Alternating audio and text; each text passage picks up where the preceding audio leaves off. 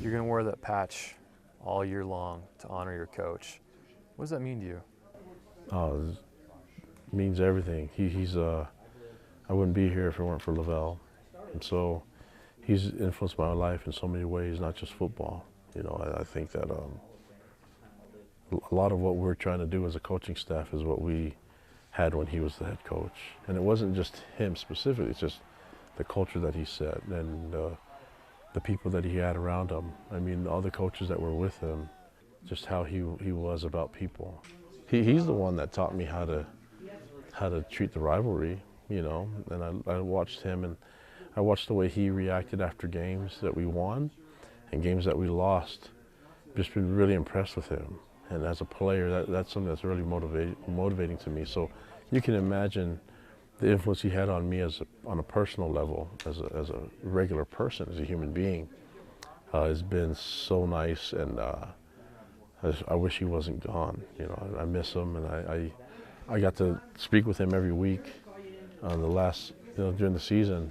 I wish I could continue doing that, you know, but I know that he's in a great spot, and I know he'll be looking after us, and all we can do is just try to learn from him and try to help influence others, because he was about people. He wasn't necessarily about, I don't know if he could tell you how many wins he had as a head coach, but I know he could tell you all the players that he coached, and so I just been really impressed with him. And I think I used to say that I want to be the Polynesian LaVell, and I almost feel like that's sacrilegious.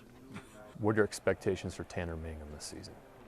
I always want Tanner to be himself and do what he can, and he's grown a lot, and he's become a better person and a better player by being kind of an assistant coach last year. You know, you watch him and how he supported Taysom and supported this team.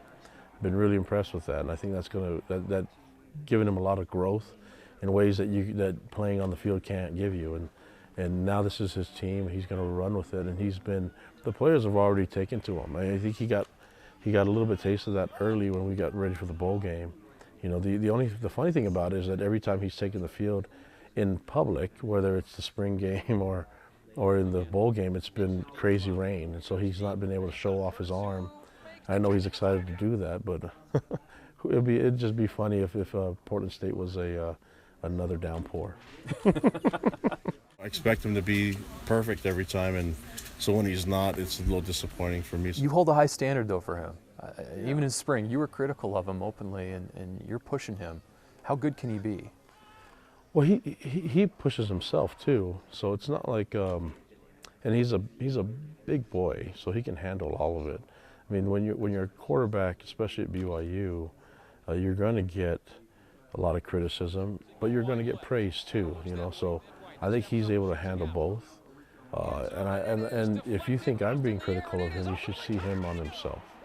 You know, so I want him to improve, but I also want him to know that there's nothing wrong with what he's doing and the risks that he takes.